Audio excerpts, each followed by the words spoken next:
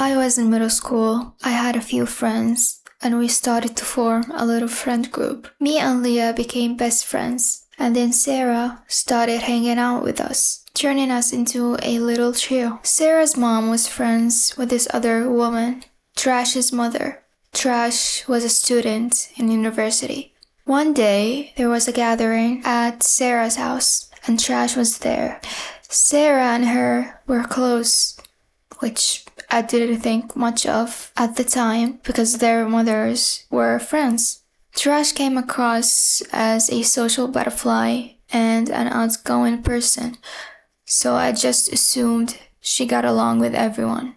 Anyways, me and Leah got introduced to Trash, and that's when we started to develop a close friendship. As a reminder, we were in middle school. Trash was in university.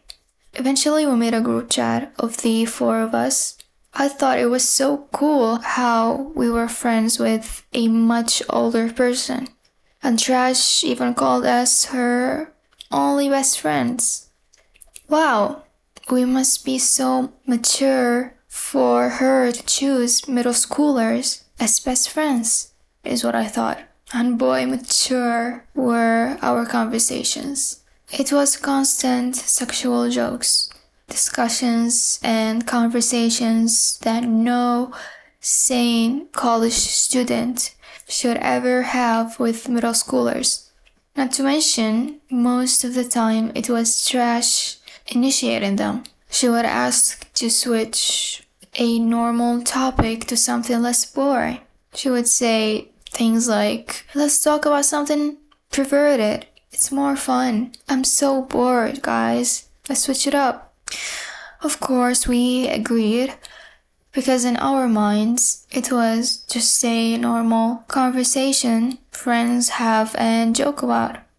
But again, we were in middle school, and Trash was in uni studying social services. It is still crazy to me thinking back to this, but moving on.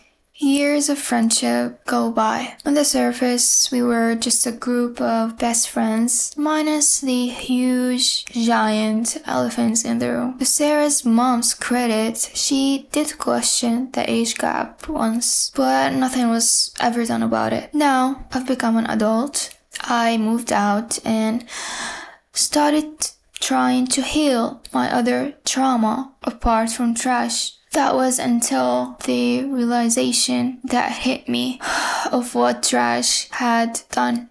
I realized I am the exact same age now as Trash was back then. And the mere thought of having inappropriate conversations with middle schooler makes me physically ill.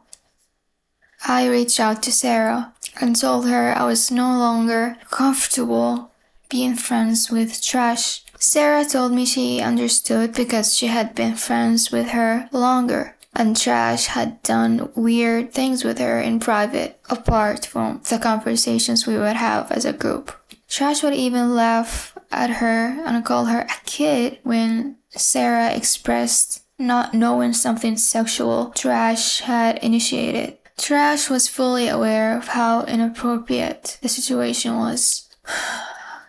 So, let's go back to Leah, one of my best friends in the group we had. Before Leah knew what Sarah went through privately with Trash, she was completely dumbfounded when I said I wanted to cut ties. Leah kept repeating that she couldn't just throw away years of friendship over stupid conversations we used to have, and that grooming wasn't enough of an excuse to end a decade-long friendship because, well, Trash is a changed person now.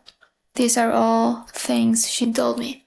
This was beyond heartbreaking to hear because Leah and I had shared so many conversations about how wrong those exact behaviors are, including my own past experience that I confided in her about, and she supported me through. She eventually changed her perspective after she found out that Trash was more harmful to Sarah, that things did not just stop at conversations, but she was still trying to justify her past sentiment instead of simply retracting it.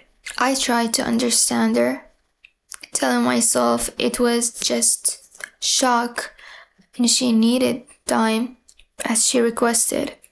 But even after time has passed, our conversations just kept getting worse and worse. And by the end of it, we stopped being friends. Later on, Trash was made aware of what happened, not by me, by Leah and Sarah. For me, I could only block Trash. I didn't feel like she was stupid enough to not know why. And I was too triggered to talk to her anyway. And by her, I mean a predator and a groomer and a pedophile. I don't need to say anything or get closure from her. The closure is in the actions she took. So I don't know how that conversation went with Leah, Sarah, and Trash. Me and Leah ended on bad terms before she could tell me what happened.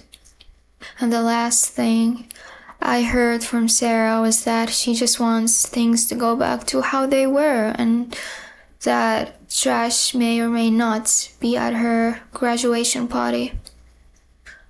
I understand Sarah, since her and Trash are basically family. Not that this is an excuse, but she may or may not be ready to tell her mother or make this a big deal. But I also couldn't handle being surrounded by people lessening the severity of pedophiles. Yes, they have the right to take their time processing, but I also have the right to choose to distance myself if I can't handle it anymore. I was tired of living in a dystopian environment. During all of this, I hung out with another friend. Let's call her Faye. She was a mutual friend between me and Leah, and she insisted I tell her what happened because I was visibly upset. When I finally told her, she said, "Oh, maybe Trash just needs to get married." I'm sorry. What? I don't know if it's just genuine ignorance, because Faye is a nice person.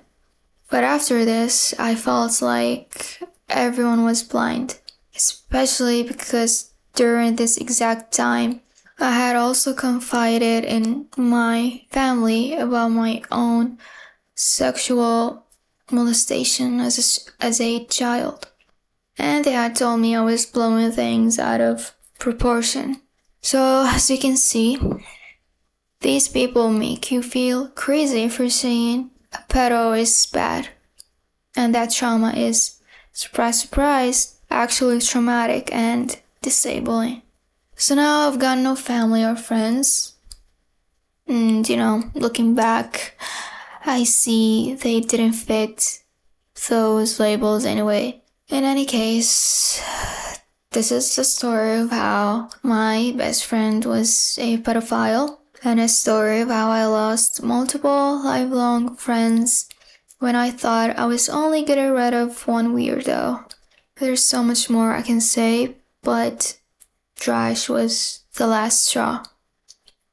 Please educate yourselves and stop holding memories above your own morals.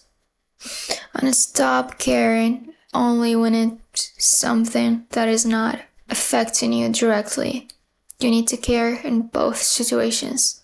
And lastly, all bad people can be good sometimes.